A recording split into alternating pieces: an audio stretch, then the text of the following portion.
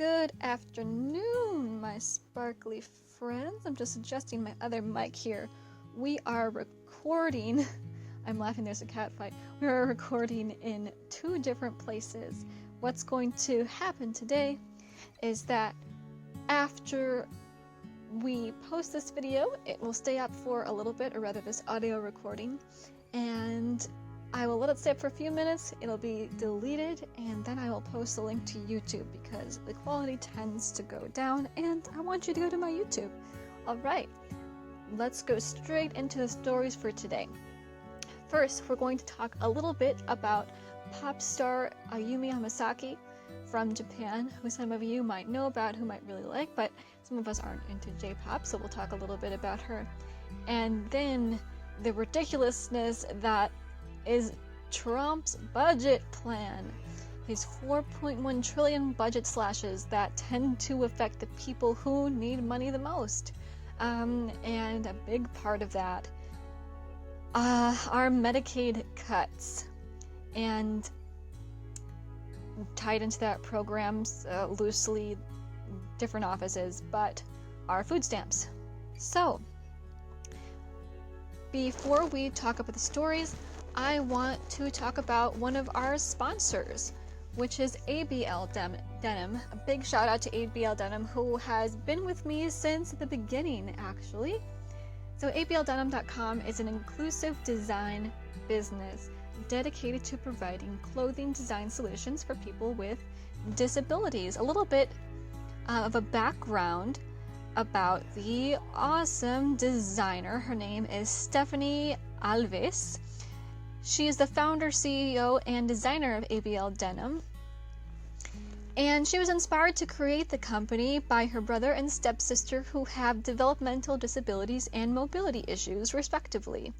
She's been a fashion designer for over 25 years and has extensive experience designing, managing, and implementing clothing collections produced around the world. Now, personally, I have 3 pairs of their denim jeans. They specialize in denim, and they can function for a variety of adaptive needs. I can't guarantee it, but I can almost say with positivity, whatever your needs, they likely have a pair of pants for that. My favorite are their jeggings.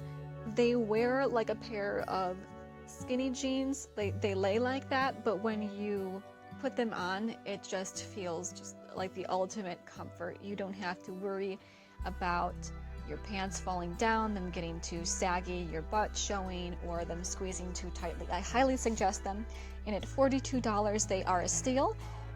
I would say go ahead and pick up a pair today whenever you can afford them, and you can check them out on Facebook at ABL, like the letters, denim, or at abldenim.com. Okay, so I want to throw in a little happy thing. We'll mention that again at the end before we talk about, the heavy stuff. Okay, so how we do these, the news stories, I just like to read an article and then discuss it. Because I like to make it a little bit like a conversation instead of summarizing it, because I'm terrible at summarization, but I do like to commentate, or complain. I'm a good complainer. And I may have to occasionally yell at a cat, because I have 2 mischievous cats. Okay, so this first post, the article was reposted on a number of various Asian pop culture sites. I'm taking this from the jakartapost.com. It seemed to have a decent reputation. I'm not as familiar with it, but so let's start with this one. Japanese pop star Ayumi Hamasaki is going completely deaf, she said on her blog Team Ayu on Saturday, May 20th. Hamasaki, who is the best-selling Japanese solo artist of all time, has been deaf in her left ear since 2008. But her right ear has now begun to weaken, the 38-year-old said. She was nauseous and had vertigo just before this year's concert tour. I was told after various hearing tests that my right ear, which has been working overtime to compensate for the deafness of my left ear, is quickly weakening, she wrote. I was experiencing crippling dizziness. I was unable to walk in a straight line and was often vomiting in the restroom while at the rehearsal studio. The prolific singer and performer said she felt lost after the revelation. I remember wondering how would I as a singer be able to cope with the two useless ears. I was in the dark, she said. Hamasaki's ear condition stemmed from a cold that she caught during her 2000 Act 1 concert tour. She caught a cold and an ear infection, but continued touring after a few days in hospital. Doctors told her to ease her exposure to loud noises, but she did not cancel or postpone any tour dates until much later. She also continued to work at a frenetic pace in the years after. By 2008, she was deaf in her left ear. The queen of J-pop was thought to have tinnitus, a ringing in the ear that can be caused by constant exposure to sound. Even now, she vows to continue performing. The stage is where I belong. It's the only place I really truly exist. I don't know anything else, she wrote, according to Japanese entertainment sites. Now, before I continue with anything, I think it's important that we don't, one, idolize her extreme dedication, and we also don't blame her for that. Her choices are her choices, and no one, in quote, deserves any bad thing that happens to them. We just have to deal with it afterward, right? So, our health is our health. And I want to make a few notes on what our responsibility as the public should be. Because how she deals with it is absolutely her business. It isn't ours.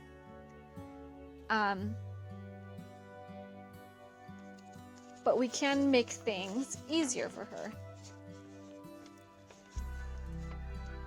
So first thing first, I'm not deaf, and I'm going to assume that most people listening to this, because there's not live happening, are not either. You might be hard of hearing, and if you're hard of hearing, then obviously you are part of the deaf community. That said, I don't have any right to speak on behalf of the deaf community. And neither does anyone else who isn't hard of hearing, isn't any, sort of deaf. So we don't have any right to be talking about what deaf people should or should not be doing with their lives. Just like if you're not disabled, doesn't matter if you have disabled family members, disabled lovers, disabled friends, you don't have any right to talk about how disabled people should be dealing with their lives. How that person deals with their body is absolutely up to them. If you have an interpretation that it's hurting them, they should be doing something better, your opinion is totally invalid. Totally invalid. You're not their doctor. And if they have a doctor that says that, well, maybe it's not really a great doctor. They have a choice to choose a different doctor, Their life, their business. A third point, I think there's something else kind of problematic happening that might seem innocent, but is actually very damaging to people with issues with their bodies. So why I say issues with their bodies and not necessarily disability? Some people with deafness, I've heard, and please correct me if I'm wrong, prefer to say that they're not disabled. Some people do prefer to say that they are disabled. So, I'd really love to hear what the deaf community wants to know or wants to say about that, so that I can speak correctly here. Okay, but there seems to be this public mourning of whenever a celebrity becomes disabled or has an injury, particularly when they become disabled. And I feel like that isn't the right way to go about it. With an injury that someone heals from, get well soon, because they're going to get well, right?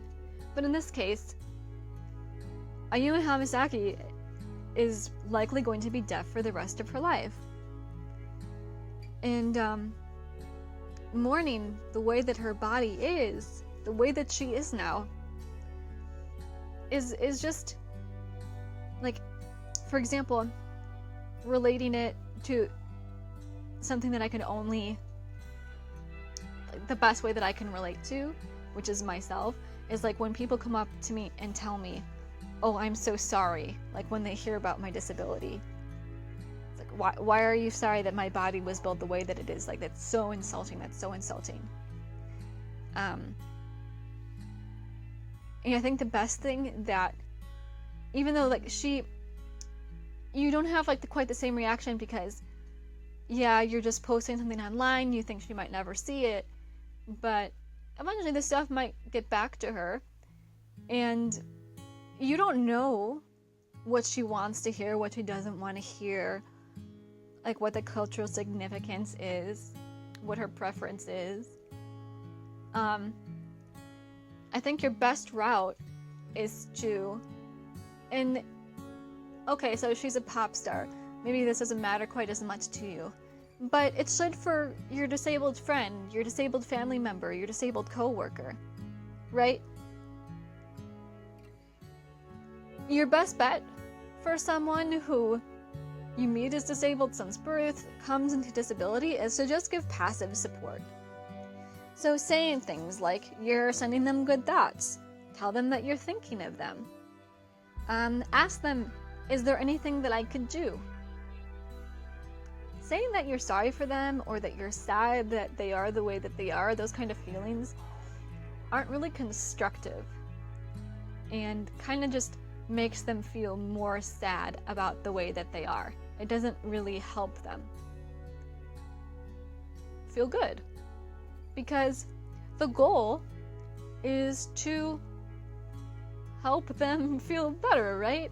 And to help them get to a place where they can be okay with how they are. There's no going back. She might be able to get a cochlear implant one day, but that cochlear implant isn't going to give her full hearing. So just, help your friend live their best life.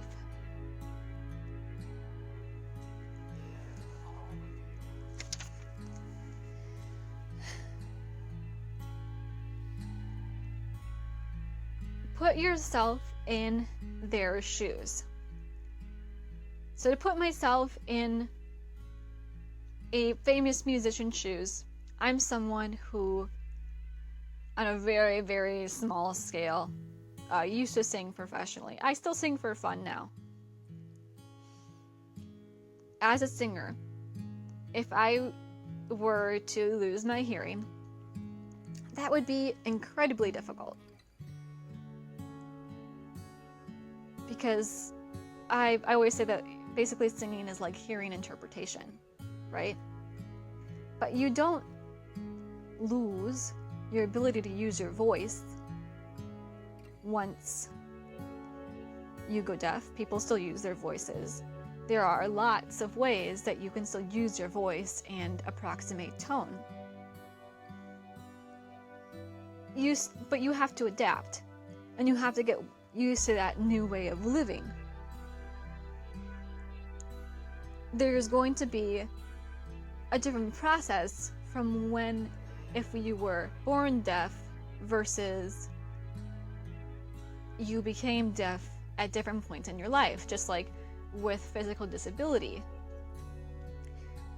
I was born with this disability, and it was a slow progression. So I feel like I had it a little bit easier than someone who maybe became suddenly paralyzed. Because, well, one, I can still walk.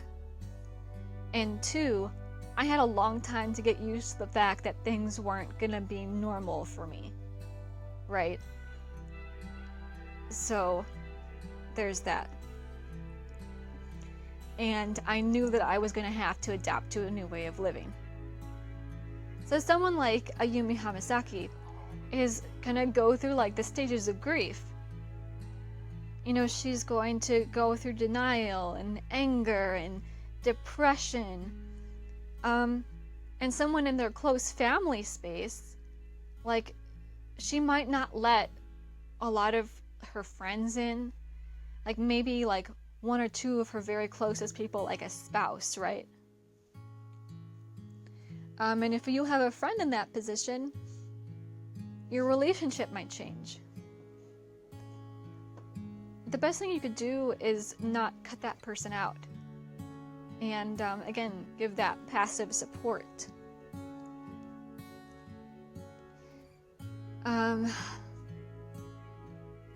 Just because they're keeping you at a distance doesn't mean they don't love you.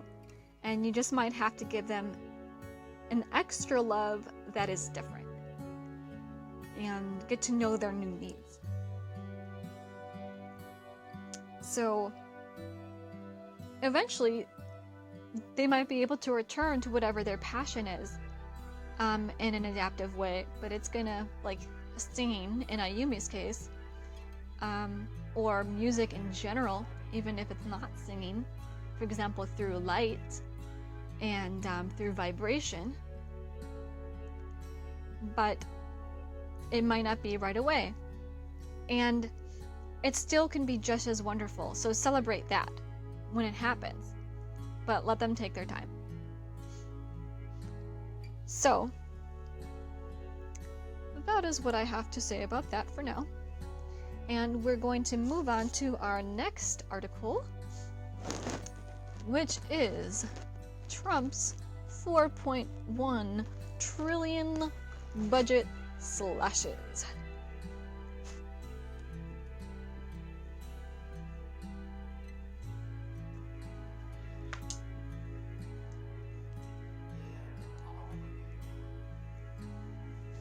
This is going to be a doozy. Oh boy.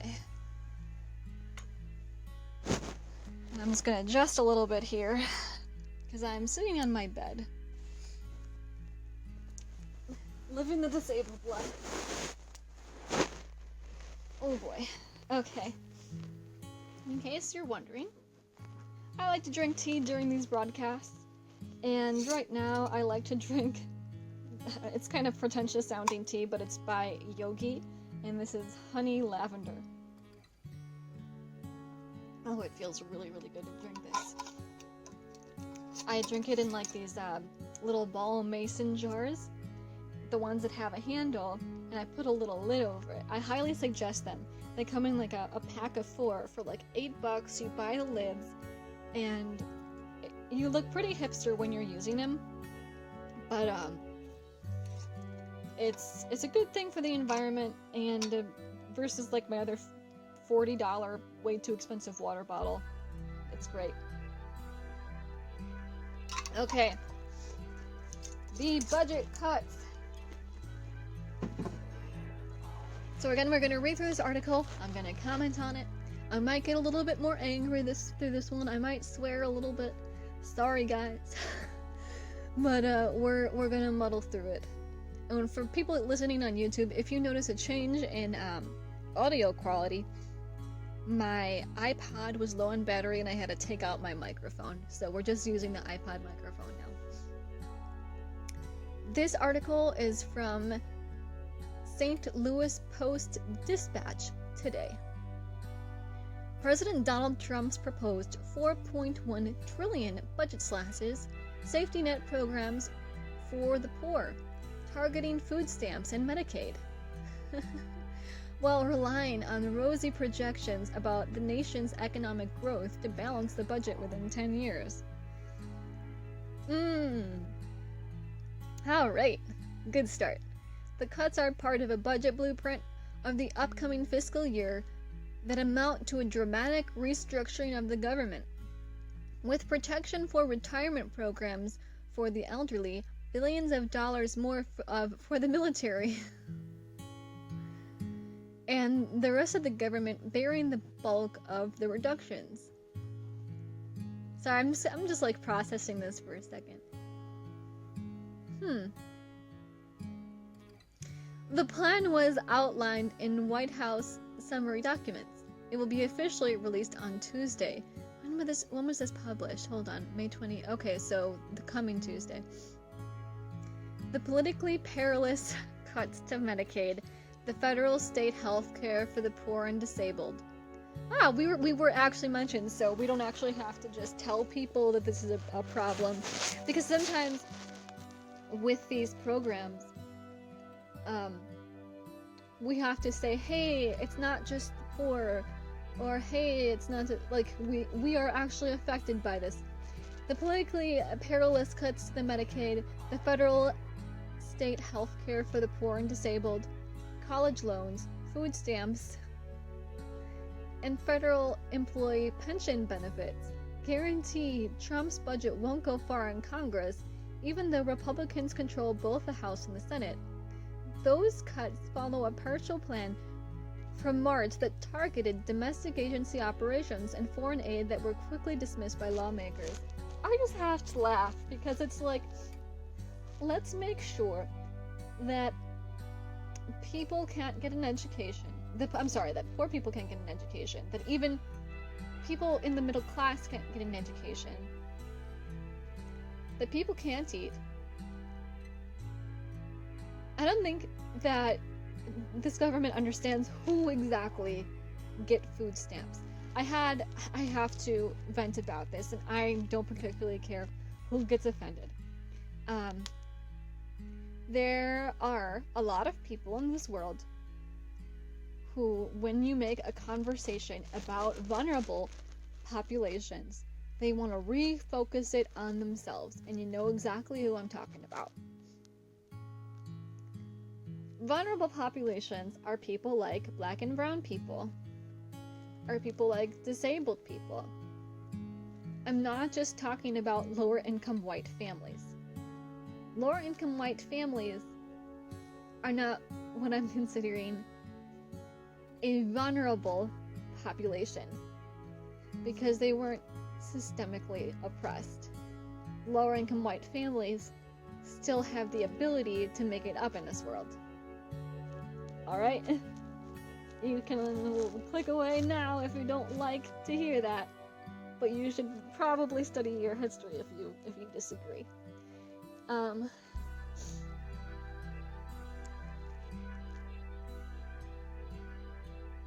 Because there are some people, try as they might, that generation by generation were prevented and are being prevented from being successful.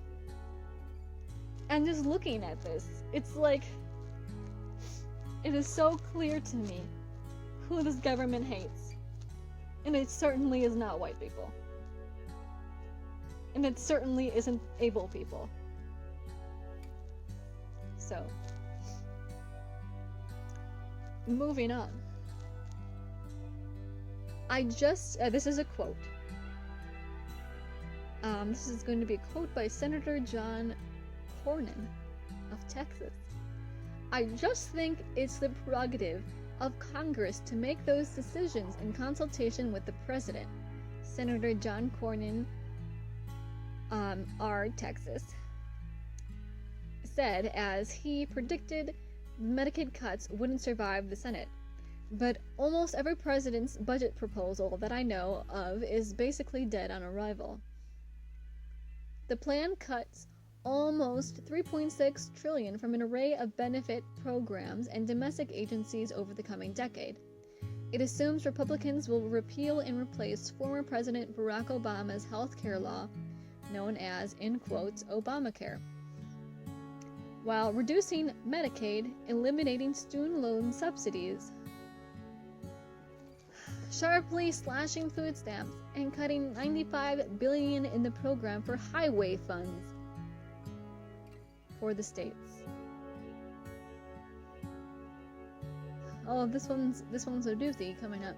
In quotes, "We need people to go to work," White House Budget Director Mick Mulvaney told reporters Monday.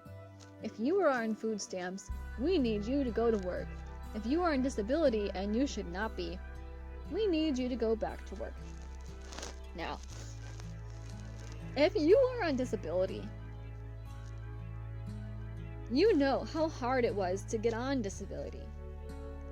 I first applied in 2011. 2011. Took me almost 6 years to get approved. My Medicare, luckily I was like backdated slightly, but I think it took a year to kick in. It could have taken a full 2 years.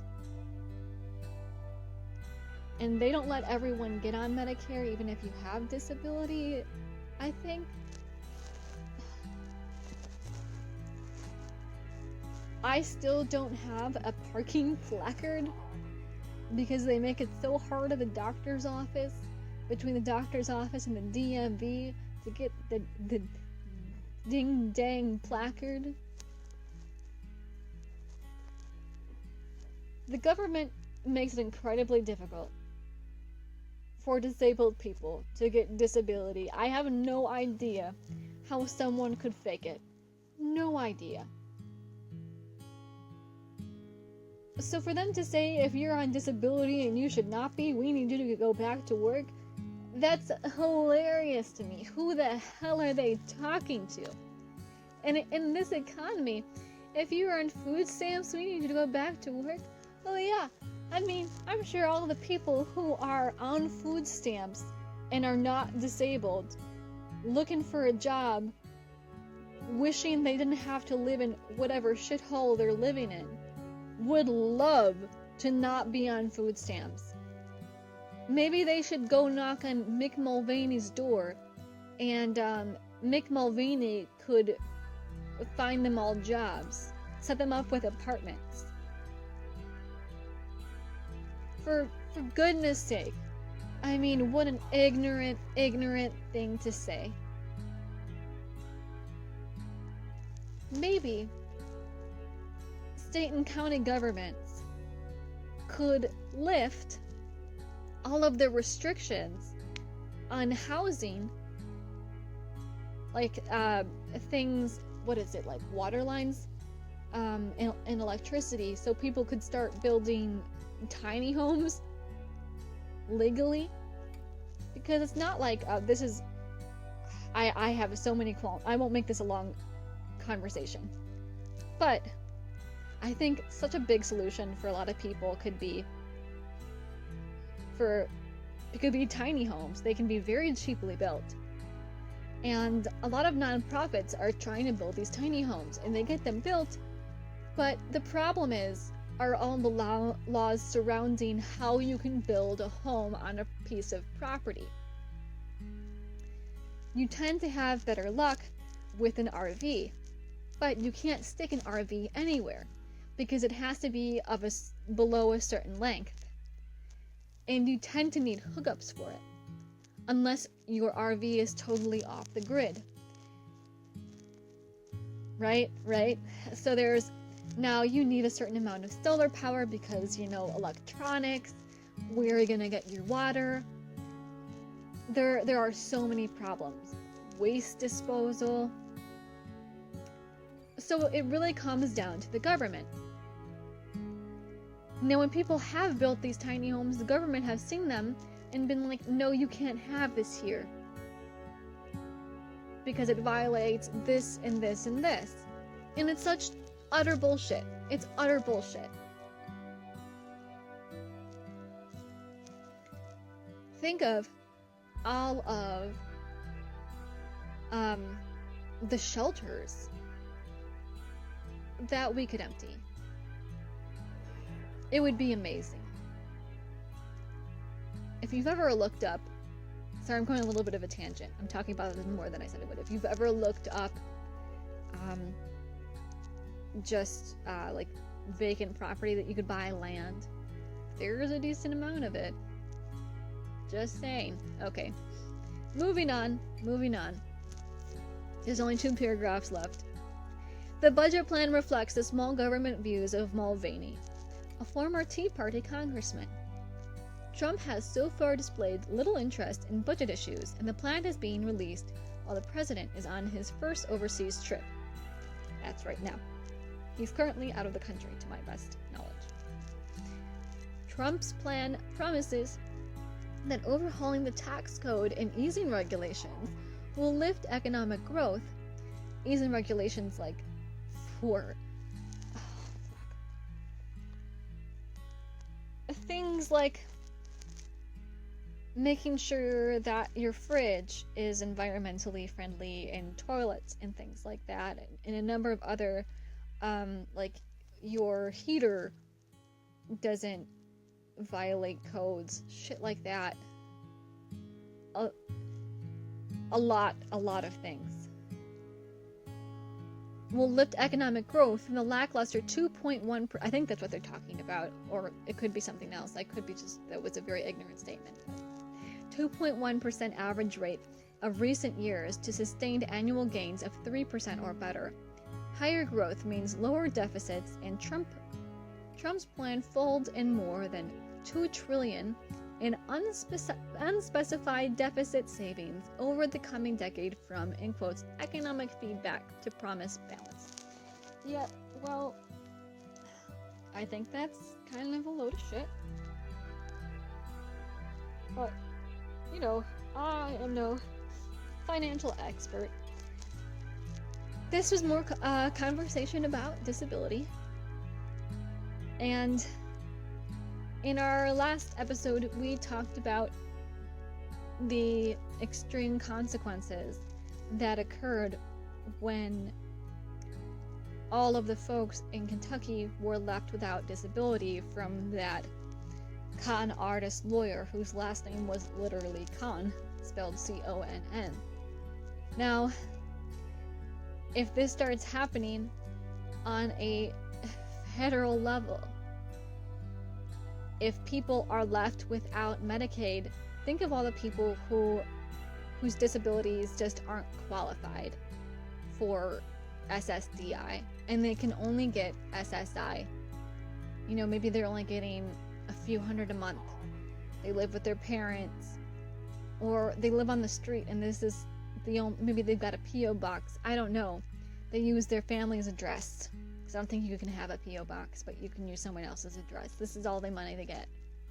They live in public housing, and now they have like $0 because there's gonna be people that, you know, their checks go from a few hundred to $0.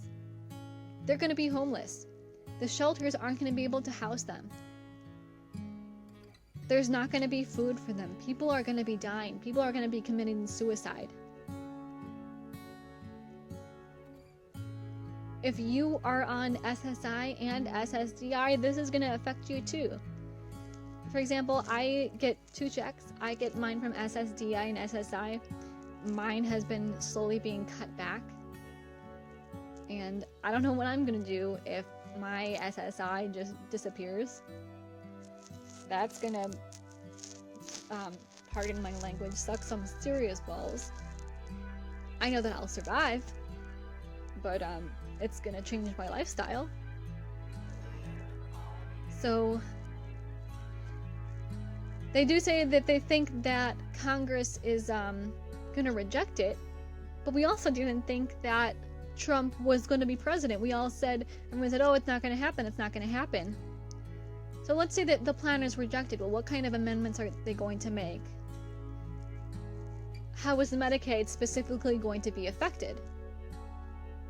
How much are they going to care about it? It's already a strained system. Anyone who's ever been to the DHS office know that it sucks, and that we're constantly shit on. What can we effectively do about this? You know, we need to make a plan of action. We need to come together as a community. Call your senator and tell them that this is an issue that you care about, specifically with Medicaid, that you care about the Medicaid system, and that you don't want that system to be affected. Well, I know there's been some heavy issues. Thank you for listening today. I really appreciate you tuning in to our weekly disability news broadcast. Our news is really reported on, and we need to keep on having this conversation. It's so important. I want to mention again our sponsor, abldenim.com, an inclusive design business who makes some awesome denim. Some really beautiful things, and they're only going to be coming out with more. They are even out at Walmart. Their men's jean is out at Walmart, but they have a lot more than that. You can check them out at abldenim.com and at Facebook, ABL Denim, literally the letters ABL Denim. My favorite pant of theirs is the jegging. It looks just like a skinny jean when you wear it, and then on it feels like the most comfortable leggings that you've ever worn without squeezing you. They're higher in the back so that when you sit down, it's not gonna like ride up on you, not gonna get up in your business, your butt's not gonna show, and they're super, super soft. She uses like these really rich dyes, so they look like a beautiful pair of jeans. The jeggings are super affordable as well. At $42, they're a steal, so I'd go for it now if you can afford them, because you can never, they sell out quickly. Can't count on stock always being there. If you want, if you need something like with more zippers because you have ports that you need to access, things like that, their A jeans are really great. I would check that out. They have it for all genders. So if you need the quote men's fit or the women's fit, they have both, and they have things for kids as well. Thanks so much for tuning in today. We'll be back next week. I'm not sure if we're gonna keep it as a Thursday thing or a Tuesday thing. I will let you know as soon as possible. Don't forget to make good with your ability today. Sending you lots of love and light. Bye-bye.